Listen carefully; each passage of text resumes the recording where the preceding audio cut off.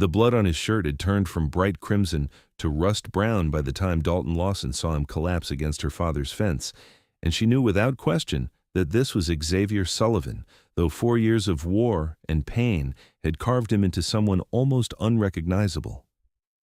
She dropped the basket of eggs she'd been carrying and ran, her skirts tangling around her ankles as she crossed the dusty yard of their ranch outside Kingman, Arizona, where the desert heat shimmered in waves across the September landscape of 1866. "Xavier," she breathed, falling to her knees beside him, her hands already reaching for the wound that had soaked through his buckskin shirt. His face was gaunt, weathered to leather by sun and hardship, and a thick beard covered his jaw, but those eyes, those green eyes that had looked at her with such tenderness before he rode off to fight for the Union, those were the same. They flickered open now, struggling to focus. "Dalton?" His voice was a rasp, disbelieving. "Am I dead? Are you an angel?" "You're not dead, and I'm no angel," she said, her voice steadier than her hands as she assessed the wound. A bullet had torn through his side, and from the look of it, the injury was at least a day old, maybe more. "But you will be if we don't get you inside. Can you stand?" He tried, pushing himself up with arms that had once thrown hay bales like they weighed nothing. She could see the muscles straining beneath his shirt, the bulk of his shoulders and chest somehow even broader than she remembered, though illness and injury had hollowed his face. He made it halfway to his feet before his legs buckled, and she caught him as best she could, his weight nearly dragging them both down. "Pa!" she screamed toward the house. "Pa, help me!" Her father, Thomas Lawson, emerged from the barn with the rifle he always carried since the Apache raids had started up again after the war. He was a hard man, made harder by 2 decades of scratching out a living in this unforgiving country. But when he saw who Dalton was struggling to support, his weathered face went pale. "Good Lord," he muttered, rushing over. "Xavier Sullivan. We heard you were dead, boy. They said your whole company was wiped out at some place in Tennessee." "Not quite all," Xavier managed. Then his eyes rolled back and he went limp between them. Together, Dalton and her father half-carried, half-dragged Xavier into the house, through the main room where her mother Rose stood with her hand over her mouth, and into the small bedroom that had once belonged to Dalton's brother, before he died of fever 3 winters past. They laid Xavier on the narrow bed, and Dalton was already calling for water, for clean cloth, for the whiskey her father kept hidden in the high cabinet. "The doctor's in town," her mother said, wringing her hands. "That's a 2-hour ride." "He'd be dead by the time we got back," Dalton replied, rolling up her sleeves. She had learned healing from her grandmother, who had learned from a Hualapai woman who once saved her life. It was not the medicine of books and universities, but it was practical, and it worked. "I need you to boil water, Mama. Pa, hold him down. I need to clean this wound and see if the bullet is still in there." What followed was the longest hour of Dalton's life. Xavier thrashed and groaned, even in unconsciousness, as she cleaned the wound with whiskey, her fingers probing carefully for any foreign objects. The bullet had passed through, thankfully, but it had torn through muscle and possibly nicked something important, judging by the amount of blood he had lost. She packed the wound with yarrow and honey, bound it tight with clean linen, and prayed to every saint she could remember from her mother's Catholic prayers. When it was done, she sat back on her heels, her dress and hands stained with his blood, and looked at his face. 4 years. 4 years since he had kissed her goodbye under the cottonwood tree by the creek, promising he would come back to marry her. He had been 22 then, full of righteous anger about slavery, and convinced the war would be over by Christmas. She had been 18, sure that her heart would stop beating the moment he rode out of sight. "Will he live?" her father asked quietly from the doorway. "I don't know," she admitted. "The wound is bad, and he's been on the trail with it for too long." "If infection sets in," she didn't finish the sentence. Her father nodded slowly. "He's a Sullivan. They're tough as old boots, that family. His grandfather trapped beaver in the Rockies back when it was still Mexican territory. If any man can pull through, it's him." But as the night wore on, and Xavier's fever climbed, Dalton began to lose hope. She sat beside his bed with cool cloths, wiping the sweat from his face and chest, murmuring words she hoped he could hear. He was delirious, speaking in fragments about battles and blood, calling out names of men she didn't know, sometimes crying like a child. Once, he grabbed her wrist with surprising strength and pulled her close, his eyes wild and unseeing. I tried to come back, he rasped. Dalton, I tried. They wouldn't let me leave. Every time I tried, they sent us somewhere else. I lost your letters. I lost everything. I'm here, she whispered, gently prying his fingers loose. Xavier, I'm here. You made it back. You're home. But he was already gone again, lost in whatever hell he was reliving behind his closed eyelids. For 3 days, the fever raged. Dalton barely left his side, sleeping in the chair beside his bed, changing his bandages, forcing water and broth between his lips whenever he was conscious enough to swallow. Her mother tried to convince her to rest, but she refused. She had waited 4 years for Xavier Sullivan to come home. She would not lose him now. On the 4th morning, when the desert dawn was painting the sky purple and gold, she woke to find him looking at her with clear eyes. You're real, he said, his voice hoarse but steady. She sat up so fast she nearly toppled the chair. You're awake, truly awake. How long? 3 days since you got here. How long were you traveling with that wound? He thought about it, wincing as he tried to shift position. 2 days, maybe 3. Lost track after the first night. I just kept riding west, thinking if I could just get home. He trailed off, his eyes finding hers. I didn't know if you would still be here, if you would have waited. Where else would I be? She asked, reaching for the cup of water on the bedside table. She helped him drink, supporting his head with her hand.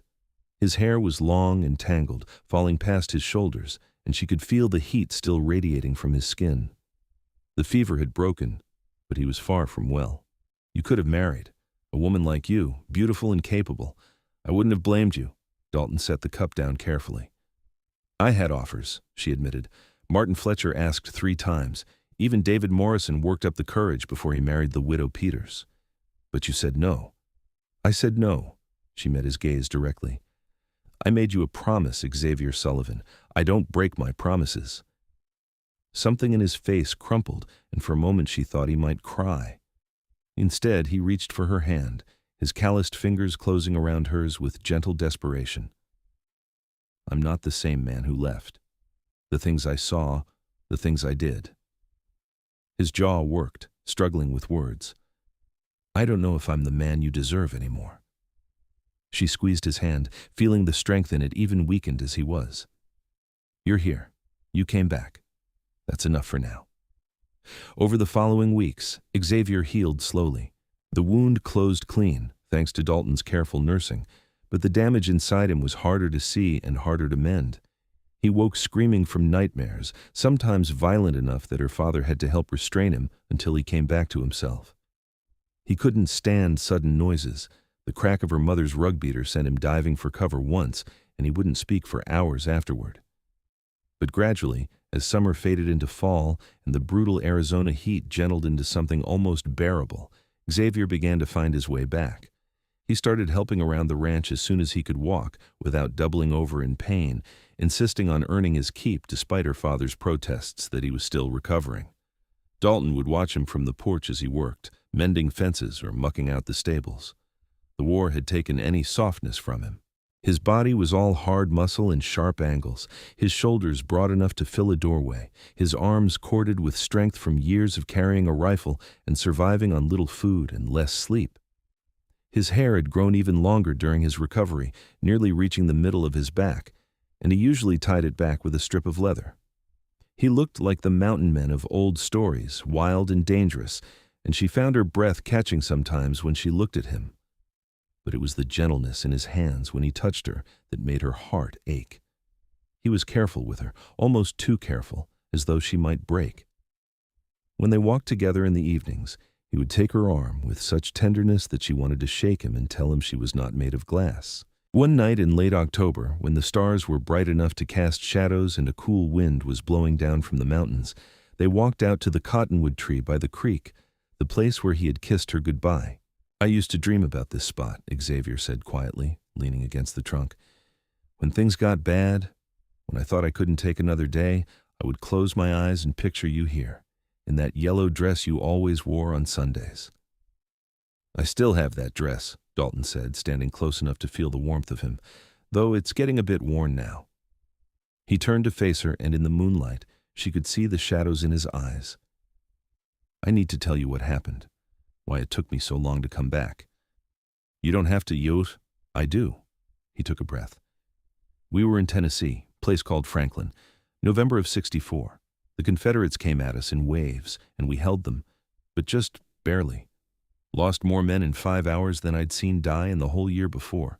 When it was over, I took a bullet to the leg. Not serious, but enough to keep me in the hospital camp for weeks. He paused, his hands gripping the tree trunk behind him. While I was laid up, they transferred my company. By the time I could walk again, I didn't know where my unit was, and nobody seemed to care about one soldier trying to find his way. I wandered for weeks, got picked up by another regiment, fought at Nashville. Then we went to North Carolina, then Virginia. Every time I thought the war would end and I could come home, they'd march us somewhere new. But the war ended over a year ago, Dalton said gently. Xavier's expression went dark. I was in a prison camp when Lee surrendered. Spent 3 months behind Confederate lines after we got ambushed outside Richmond. When they finally let us go, I was 2,000 miles from home, with nothing but the clothes on my back. I started west, working when I could, stealing when I had to.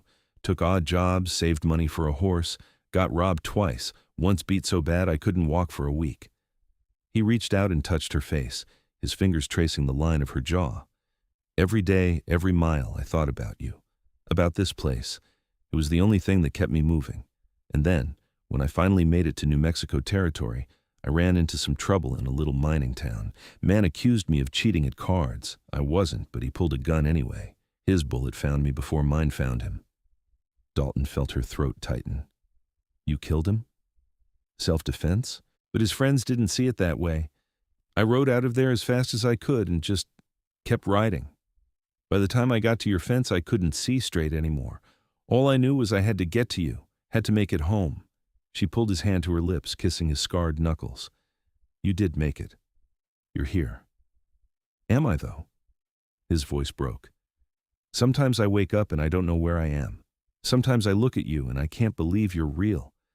I've spent so long just surviving, Dalton. I don't know if I remember how to live. She stepped closer, wrapping her arms around his waist and pressing her face to his chest. She could feel his heart beating, strong and steady, could feel the way his body stiffened at first and then slowly relaxed into the embrace. His arms came around her and he buried his face in her hair. Then I'll teach you, she whispered. We'll figure it out together.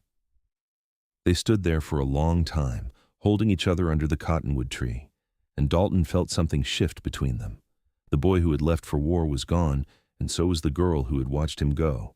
But the man and woman who remained could build something new, something stronger. The next morning, Xavier asked her father for permission to marry her. Thomas Lawson was in the barn, inspecting a horse's hoof when Xavier found him. The older man looked up, unsurprised, and set the horse's leg down gently. Wondered when you'd get around to asking, Thomas said. Xavier stood straight despite the lingering soreness in his side.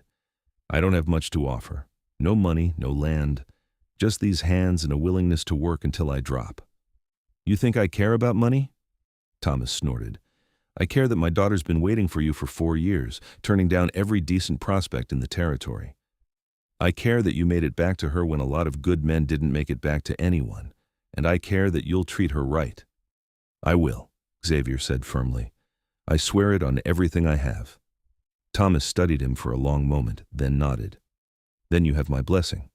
But Sullivan, you need to know something. This country is hard on women, harder than war in some ways. It's isolation and heat and sometimes months without seeing another soul. She'll need you to be strong for her. Can you do that with everything you're carrying? Xavier thought about the nightmares, the panic that still gripped him sometimes, the anger that simmered just under his surface more often than he liked to admit. Then he thought about Dalton, about the way she had sat beside his bed for days, about her quiet strength and the steadiness in her eyes. I can, he said. With her help, I can. They were married a week later in Kingman's small church, with half the town in attendance. Dalton wore her mother's wedding dress, altered to fit her taller frame, and Xavier wore a new suit that Thomas had insisted on buying despite his protests. When the Reverend pronounced them husband and wife, Xavier kissed her with a tenderness that brought tears to more than one eye in the congregation. The celebration afterward was modest but joyful. The townspeople brought food and well wishes, and there was music and dancing in the churchyard until the sun went down. Xavier stood mostly at the edges, overwhelmed by the crowd and the noise, but Dalton stayed close, her hand in his, anchoring him. When they finally made it back to the ranch, to the small cabin that Thomas had helped Xavier build on the far edge of the property, Xavier carried her over the threshold and set her down gently in the middle of their single room. He had made the furniture himself, working long hours to have it ready in time, and while it was rough, it was solid. "It's not much," he said, suddenly nervous. Dalton looked around at the simple bed, the table and chairs, the fireplace he had built stone by stone. "It's perfect," she said, turning to face him. "It's ours." That night, in the privacy of their cabin, with the desert wind whispering outside and the stars blazing overhead, they learned each other again. Xavier was hesitant at first, still too careful, but Dalton guided him with patient hands and soft words until the ghosts receded, and there was only the two of them, skin against skin, breath against breath, finally, truly home. The first year of their marriage was not easy. Xavier's nightmares continued, sometimes so violent that Dalton had to sleep in the chair to avoid his flailing arms. He would wake gasping and disoriented, and she would light the lamp and sit with him, talking quietly until he calmed. During the day, he worked himself to exhaustion, helping her father with the ranch and taking on additional jobs in town, as if he was trying to outrun his memories through sheer physical effort. But there were good moments, too. Mornings when she would wake to find him watching her with something like wonder in his eyes. Evenings when they would sit on the porch and he would tell her stories about the mountains he wanted to show her someday, the high country where his grandfather had trapped. Nights when he would pull her close and whisper that he loved her, that she had saved his life in more ways than she knew. Winter came early that year, bringing cold winds and occasional snow that dusted the desert peaks. Xavier seemed to come alive in the cold, his spirits lifting as if the chill air cleared some of the fog from his mind. He started talking about taking a trapping expedition in the spring, heading up into the mountains of Colorado or Wyoming like his grandfather had done. "Come with me," he said one evening as they sat by the fire. "I don't want to leave you and I don't want to go alone. We could spend the summer in the high country, just the two of us." Dalton considered it, studying his face in the firelight. He looked hopeful, more alive than she had seen him since he returned. "What about the ranch? My parents need help." "Your father's been talking about hiring another hand, and it would only be for a few months. Dalton, he struggled for words. "I need to see if I can still do something besides survive. I need to prove to myself that I'm more than just a broken soldier." She reached over and took his hand. "You're not broken, Xavier." "Maybe not broken," he conceded, "but cracked. And I think the mountains might help me heal the rest of the way. There's something about that country, about being far from people and noise and everything that reminds me of the war. My grandfather used to say the mountains made you remember what you were made of." "Then we'll go," Dalton decided. "In the spring, when the pass is clear, we'll go." His face lit up with a smile that transformed him, making him look young again. He pulled her into his lap and kissed her soundly, and for the first time, she felt him relax completely in her presence, the constant tension in his body finally easing. They spent the winter preparing for the journey. Xavier taught her how to shoot properly, taking her out to practice with the rifle until she could hit a target at 100 yards. He showed her how to skin game, how to read weather signs, how to move quietly through brush. Her father thought he was being overprotective, but Dalton understood. Xavier needed to know she could take care of herself if something happened to him. He needed to trust that she was strong enough for the life he wanted to build. In February, Dalton realized she was pregnant. She had suspected for a few weeks, but had waited to be sure before telling anyone. When she finally told Xavier, he went very still, his hand on her stomach. "Are you certain?" he asked. "As certain as I can be without seeing a doctor. The baby should come in early September, near as I can figure." He was quiet for so long that she began to worry. Then, slowly, he sank to his knees in front of her, pressing his forehead against her belly. "I'm going to be a father," he said, his voice muffled. When he looked up, there were tears on his cheeks. "Dalton, I don't know how to be a father. My own died when I was 10. What if I'm no good at it? She ran her fingers through his long hair, smiling down at him. Then we'll learn together, just like everything else. The pregnancy changed their plans. Xavier was reluctant to take her into the mountains now, but Dalton refused to be coddled. They compromised, deciding to make a shorter trip, staying closer to settlements in case anything went wrong. In April, when the desert began to bake under the returning sun, they loaded 2 horses with supplies and headed northeast toward the high country of northern Arizona and southern Colorado. The journey took them through landscape that stole Dalton's breath. They climbed out of the desert into pine forests that smelled of resin and cool earth, following old trails that Xavier seemed to know by instinct. He was different here, she noticed. The tension that usually knotted his shoulders faded away. He moved with confidence, reading signs in bent grass and broken twigs, pointing out animal tracks and explaining what they meant. They camped beside mountain streams where the water was so cold it hurt to drink, and fished for trout in the evenings. Xavier showed her how to set snares and check trap lines, and though they were not serious about trapping on this trip, he wanted her to learn the skills. At night, they would lie in their bedroll under more stars than Dalton had known existed, and Xavier would tell her stories about his grandfather, about the old days when men could wander for months without seeing another soul. "Do you wish you had lived then?" she asked one night, nestled against his side with his hand resting protectively on her still flat stomach. "Sometimes," he admitted. "But then I think about you, and I know I'm exactly where I'm supposed to be. The past is past, and maybe that's where it should stay." They spent 2 months in the mountains, and in that time, Dalton watched her husband transform. The haunted look gradually left his eyes. His nightmares became less frequent, less violent. He laughed more, the sound of it echoing through the trees and making her heart soar. He was healing, she realized, in the quiet and space of the wilderness, in the absence of reminders and the presence of only her. But as her pregnancy progressed and the summer heat built even in the high country, they knew it was time to return. They made the journey back to Kingman slowly, stopping often to rest, Xavier increasingly protective as Dalton's body changed. They arrived home in late June to find that her father had indeed hired another hand, a young man named Peter from California, which meant Xavier could focus on preparing for the baby. He built a cradle from pine he had carried back from the mountains, carving it with designs of elk and eagles. He added a room onto their cabin, working long hours to have it finished before the birth. Dalton's mother helped her prepare baby clothes and blankets, and the women of Kingman threw a small celebration, bringing gifts and advice that Dalton tried to absorb despite her nervousness. She was only 22, and though she felt ready for motherhood, the reality of it was daunting. Xavier seemed more nervous than she was. As her due date approached, he became almost hovering, barely letting her lift anything heavier than a cup. She had to remind him repeatedly that she was pregnant, not ill, and that women had been having babies since the beginning of time. "But you're not just any woman," he argued. "You're my woman, and I'll be damned if I let anything happen to you." The baby came on a hot September night, arriving with considerably less drama than either of them had anticipated. Dalton's mother and the midwife from town attended her, while Xavier paced outside like a caged animal. When the crying finally started and Rose Lawson emerged to tell him he had a son, he nearly collapsed with relief.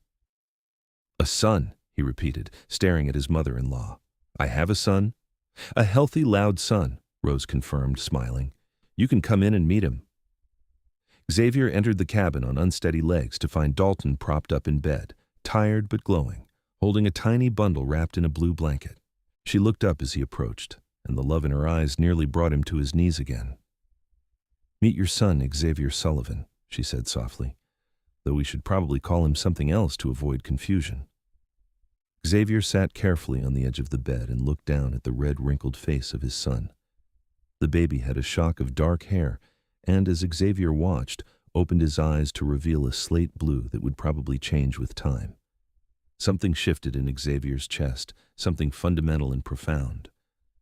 "Thomas," he said suddenly, "after your father, Thomas Lawson Sullivan."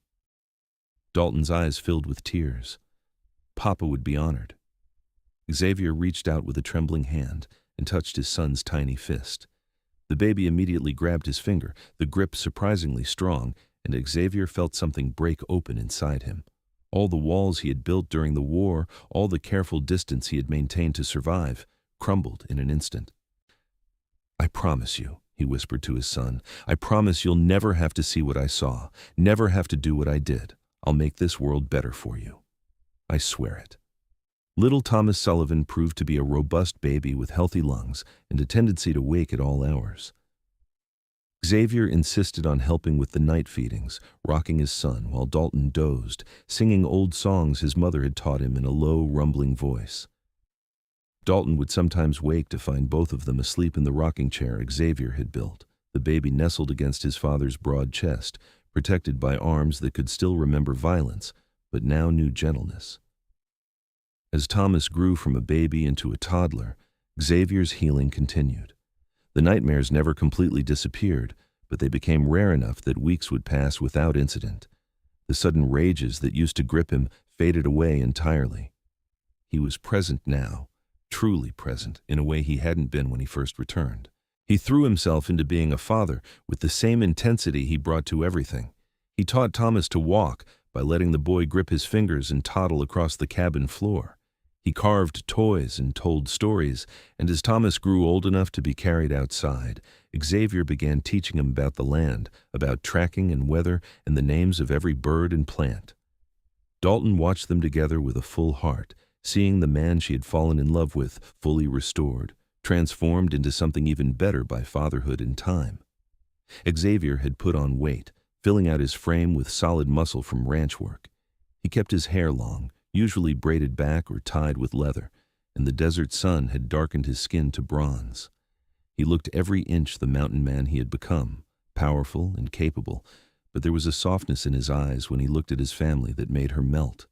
3 years after Thomas was born, Dalton found herself pregnant again. This time, the pregnancy was easier, or perhaps she was simply more experienced. Xavier was still protective but less panicked, trusting her to know her own body. They spent the waiting months preparing Thomas to be a big brother, though at 3 years old he didn't quite understand what was coming. The second baby arrived on a cool spring morning, and this time it was a daughter. They named her Rose Lily Sullivan, after both grandmothers, and from the moment Xavier held her, Dalton knew this tiny girl would have him wrapped around her finger. Rose proved to be a quieter baby than Thomas had been, observing the world with solemn dark eyes. She looked like Xavier, with the same strong features and the same intense gaze. As she grew, she became his shadow, following him everywhere, chattering constantly in the way of little girls, and Xavier would listen to her with grave attention, as if she was saying the most important things in the world. Life settled into a rhythm that was sometimes exhausting, but always full. Xavier and Dalton ran their small ranch with help from her father, raising cattle and horses. And Xavier made extra money as a guide, taking hunting parties into the mountains, his reputation as a tracker spreading throughout the territory. He would be gone for a week or two at a time on these trips, and though Dalton missed him, she understood he needed the space and solitude of the wilderness sometimes. When he returned from these trips, he was always lighter, more at peace, and he would spend hours making it up to the children, who adored him beyond measure. Thomas, at 6, was already trying to emulate his father, walking with the same rolling gait, practicing with a small bow Xavier had made him. Rose, at 3, was fearless and stubborn, climbing everything she could reach and giving her mother gray hairs with her antics. One evening, when the children were finally asleep, and Xavier and Dalton were sitting on their porch watching the sunset paint the desert in shades of orange and purple, Dalton turned to her husband. "Do you ever regret it?" she asked quietly. "Coming back? Taking on a wife and children instead of heading into the mountains alone like your grandfather?" Xavier took her hand, threading their fingers together. His hands were calloused and scarred, but gentle always with her. "Not for one single second," he said firmly. "Those first years after I came back, I thought the war had broken something in me that could never be fixed. I thought I'd never feel anything but pain and anger again." He turned to face her fully, his green eyes intense in the fading light. "But you healed me, Dalton. Not just the wound in my side, but the wounds no one could see. You and the children, this life we've built, it gave me a reason to keep fighting. Not against enemies this time, but for something. For us. Dalton felt tears prick her eyes. You healed yourself, Xavier. I just stood beside you while you did it. Then let's call it a partnership, he said, pulling her close. Everything I am, everything good in me, it's because of you. Because you waited when you didn't have to. Because you saw past the broken man who showed up at your fence and remembered the boy who left. She kissed him then, soft and sweet, tasting the salt of desert wind on his lips. I love you, Xavier Sullivan. I loved you then. I love you now. And I'll love you until the day I die. And I love you, Dalton Sullivan. You're my home, my peace, my reason for everything. They sat together as the stars came out, one by one, talking quietly about their plans for the future. Xavier wanted to buy more land, expand their herd. Dalton wanted to start a small school in Kingman, teaching the children who were growing up isolated on far-flung ranches.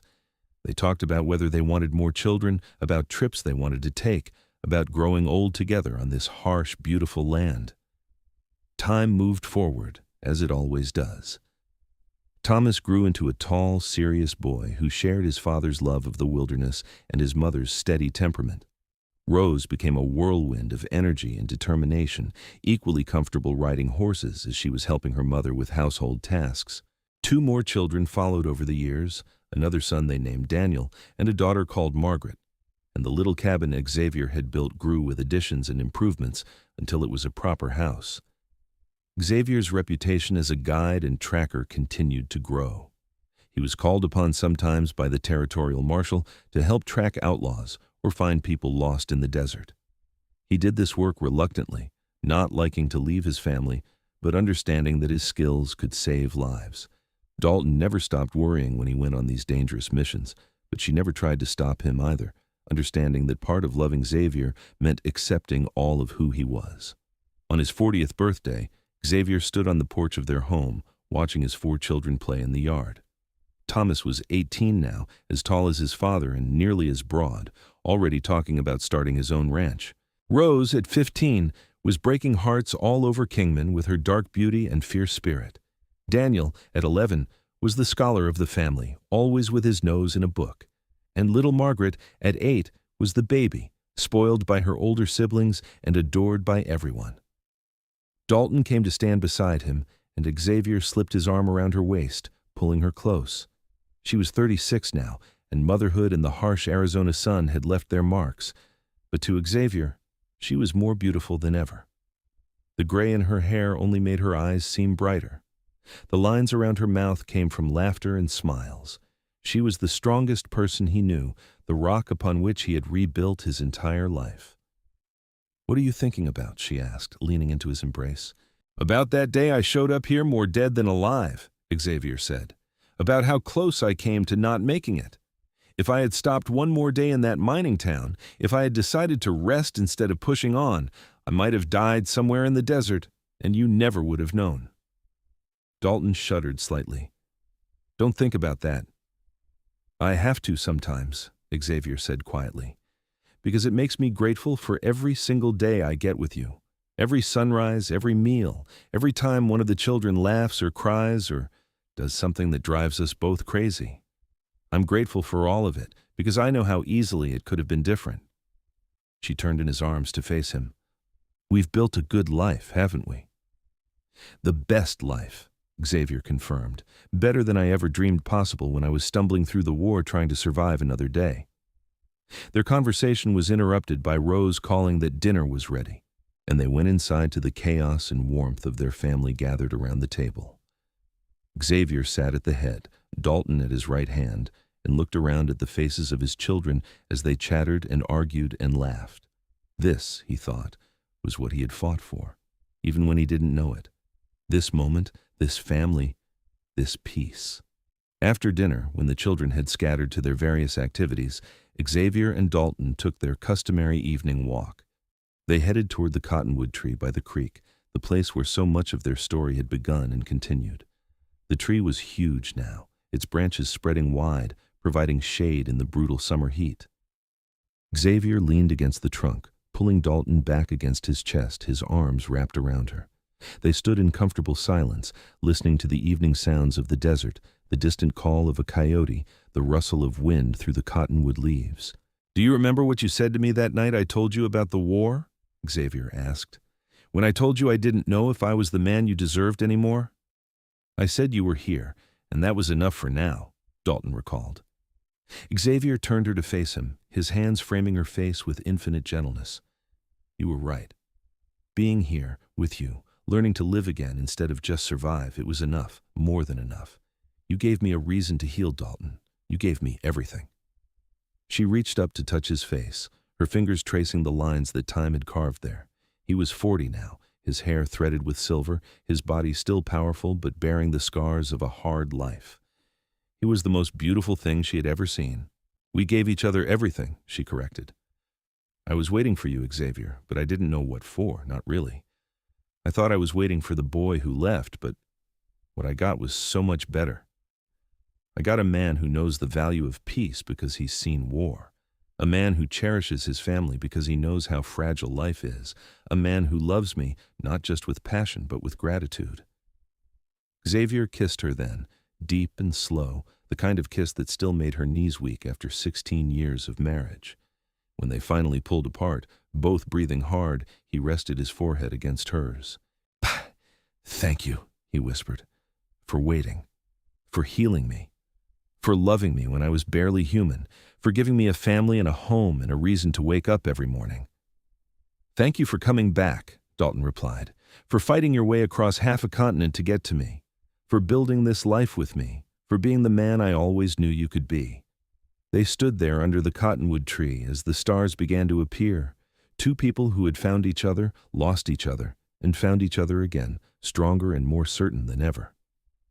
The desert wind whispered around them, carrying the scent of sage and dust, and somewhere, in the distance, a nightbird began to sing. Years continued to pass, bringing the changes that time always brings. Thomas did indeed start his own ranch, marrying a girl from town and giving Xavier and Dalton their first grandchildren. Rose surprised everyone by refusing several proposals to instead work with her mother, eventually opening that school Dalton had dreamed of years before. Daniel went east to university, becoming a teacher, though he always came home for summers. Margaret, the baby, seemed content to stay close to home, helping her parents as they grew older. Xavier never fully lost the scars the war had given him. Sometimes, even decades later, he would wake from a nightmare, and Dalton would be there to hold him until he remembered where he was. Loud noises still sometimes made him flinch. He was never comfortable in large crowds. But these were small things, manageable things, and they did not define him. What defined Xavier Sullivan was his love for his family, his respect for the land that had helped heal him, and his gratitude for every day he was given. He was known throughout the territory as a fair man, a strong man, a man you could trust with your life or your secrets. He was called upon to settle disputes, to give advice, to help those in need. But his favorite role, the one he treasured above all others, was simply being Dalton's husband. That had never changed, never wavered, never lost its importance. She was his North Star, his anchor, the reason for everything he did. On their 25th wedding anniversary, Xavier took Dalton back into the mountains, just the two of them, retracing the route they had taken all those years ago when she was pregnant with Thomas. They were older now, slower, but the mountains were unchanged, eternal and indifferent to human concerns. They camped beside the same streams, fished in the same pools, lay under the same vast expanse of stars. And one night, as they lay wrapped together in their bedroll, Xavier told Dalton about the moment he decided to come back. "I was in that mining town, bleeding out slowly, and I had a choice," he said quietly. "I could lie down and let it take me, end the pain and the struggle, or I could get on my horse and ride. For a few minutes, I honestly considered just giving up. I was so tired, Dalton. Tired of fighting, tired of hurting, tired of being afraid." He paused, his arm tightening around her. "But then I thought about you, about the promise I made under that cottonwood tree, and I thought about how you would never know what happened to me. You would just wait, and I would never come, and I couldn't do that to you. So I got on my horse, and I rode, and I didn't let myself stop until I saw your face." Dalton felt tears on her cheeks. "I'm so glad you didn't give up." I don't know what I would have done if you hadn't come back." "You would have lived," Xavier said with certainty. "You would have married someone else eventually, had children, been happy. You're strong enough for anything, Dalton Sullivan." "Maybe," she conceded, "but it wouldn't have been the same. It wouldn't have been you."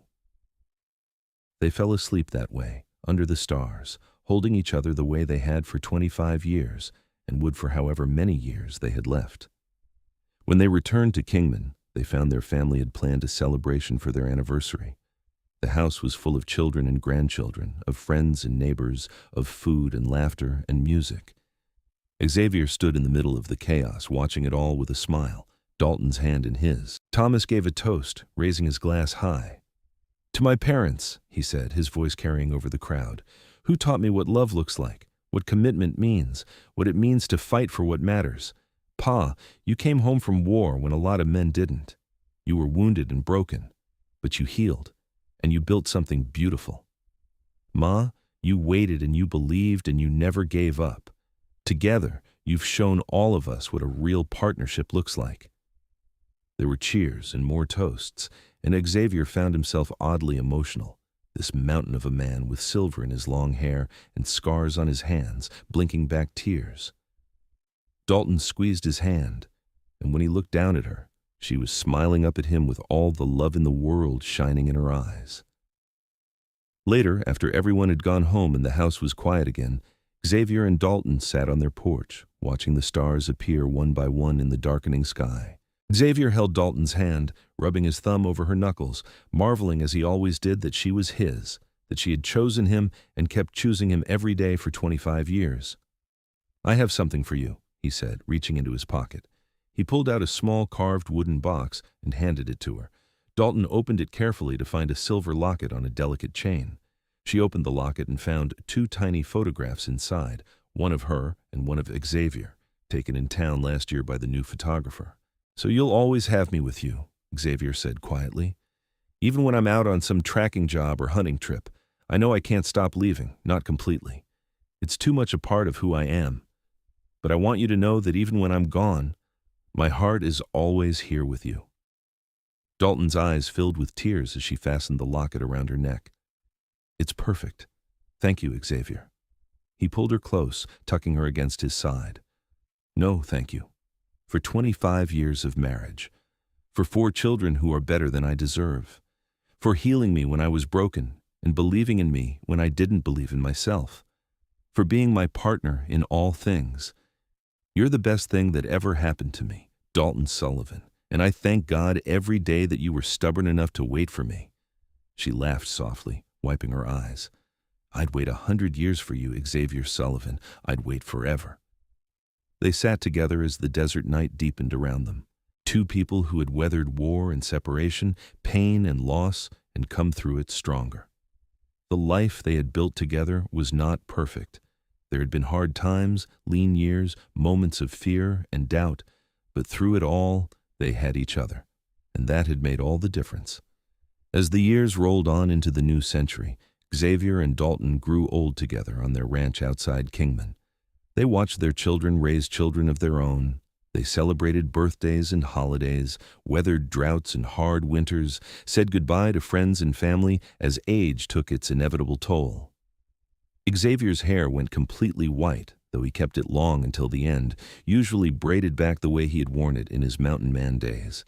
His body remained strong despite the years, though his joints ached in cold weather and the old wound in his side sometimes pained him. He still took tracking jobs occasionally, though less frequently, and he still needed his time in the mountains, though he couldn't go as far or stay as long as he once had. Dalton aged gracefully, her beauty transforming into something softer, but no less striking. She kept busy with her school and her grandchildren, and with caring for Xavier when his nightmares returned in his later years, growing more frequent as his mind began to wander in time. On Xavier's 65th birthday, he woke before dawn as he always had, his internal clock still attuned to the rhythms of the wilderness. He lay for a moment, listening to Dalton breathe beside him, then carefully rose and dressed. He walked outside into the cool desert morning, watching the sun paint the eastern sky in shades of pink and gold. Dalton found him there an hour later, sitting on the porch steps with a cup of coffee, looking out over the land they had worked together for so many years. "Morning," she said, sitting beside him with her own cup. "How do you feel?" "Old," Xavier admitted with a slight smile, "but grateful. I never thought I'd live this long, you know. After the war, after everything I saw, I figured I'd be lucky to make it to 40. "I'm glad you were wrong," Dalton said, leaning her head on his shoulder. Xavier wrapped his arm around her, pulling her close. "So am I. You know what I was just thinking about? That day I showed up at your fence, barely alive. I've been trying to remember what was going through my head, what kept me moving when every instinct was screaming at me to stop." "What was it?" Dalton asked softly. Your smile," Xavier said simply. "I kept picturing your smile, the way you looked at me that last day before I left for war, like I was worth something, like I mattered. I held on to that image for 4 years, through every battle and every march and every moment I wanted to give up, and then I held on to it for the whole journey back. Your smile was my compass, Dalton. It led me home." She turned to kiss him, her lips soft against his. "And you were mine. Every day you were gone, I would think about you coming back, about the life we would build when the war was over.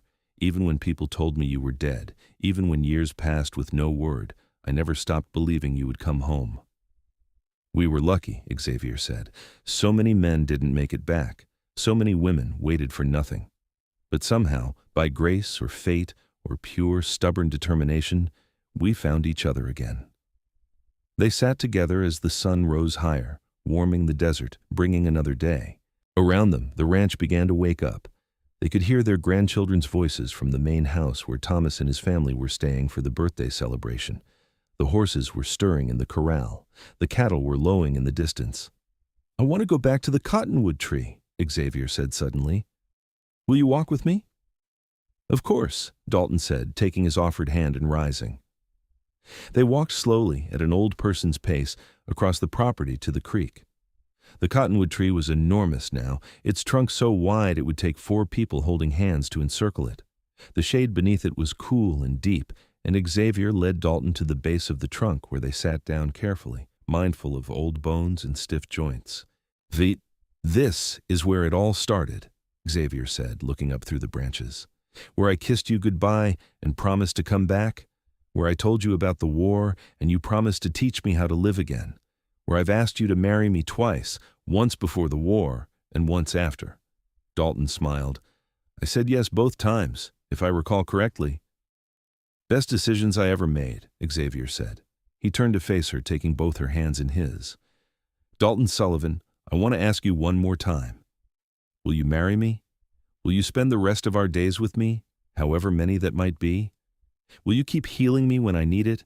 Keep anchoring me when I drift? Keep loving me even when I don't deserve it?" Tears streamed down Dalton's face, but she was smiling. "Yes, Xavier Sullivan.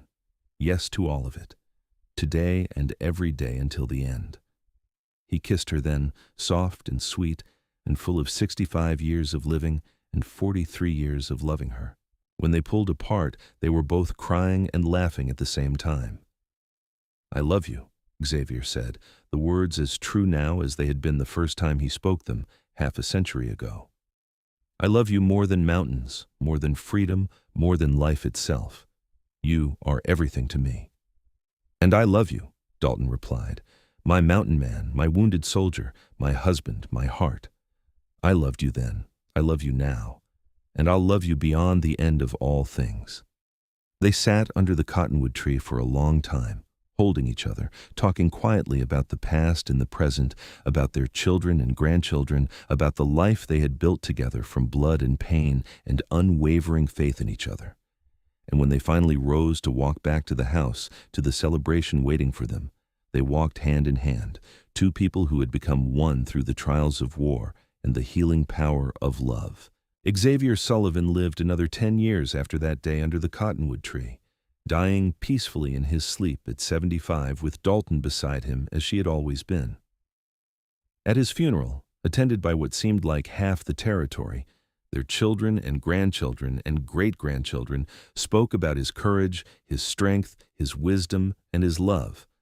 But the eulogy that mattered most came from Dalton, standing straight and dignified despite her grief. "My husband was a mountain man," she said, her voice clear and strong. Not because of where he lived or how he made his living, but because of what he carried inside. He was strong as stone, enduring as the peaks, and wild as the wind that blows through the high places. But he was also gentle and loving, and the best partner anyone could ask for. The war took a piece of him that could never be replaced, but he didn't let it define him. He came home wounded, and together we healed those wounds, and he built a life that honored every man who didn't make it back. He was my first love, my only love, and I will carry him in my heart until the day I join him. Dalton lived 5 more years after Xavier's death, surrounded by her children and grandchildren, still teaching at the school Rose ran, still walking every evening to the cottonwood tree by the creek to sit and remember. She died at 80, peacefully in her sleep, and her family buried her next to Xavier under that same tree where so much of their story had unfolded. The ranch continued in the family for generations after that, passed down from Thomas to his children and their children after them. The little cabin Xavier had built grew and changed over the years, but the cottonwood tree remained, a living monument to the love story that had begun beneath its branches in 1866. And sometimes, on quiet evenings when the desert wind whispered through the leaves, the descendants of Xavier and Dalton would gather under that tree and tell the story of their great-great-grandparents. About the mountain man who came home from war wounded and broken, and the woman who waited for him and healed him with patience and unwavering love. About how they built a life together against all odds, raising a family and growing old side by side in the harsh, beautiful country they both loved. It was a story of endurance and faith, of the power of promises kept and love that refused to surrender to time or circumstance. It was a story of the Wild West, of hard men and strong women, and the families they built in an unforgiving land. But most of all, it was a love story, simple and true, about 2 people who found each other, lost each other, and found each other again, and who held on to each other through everything that followed until death finally parted them, and even then, only in body. Their love, like the cottonwood tree under which they had made their promises, endured.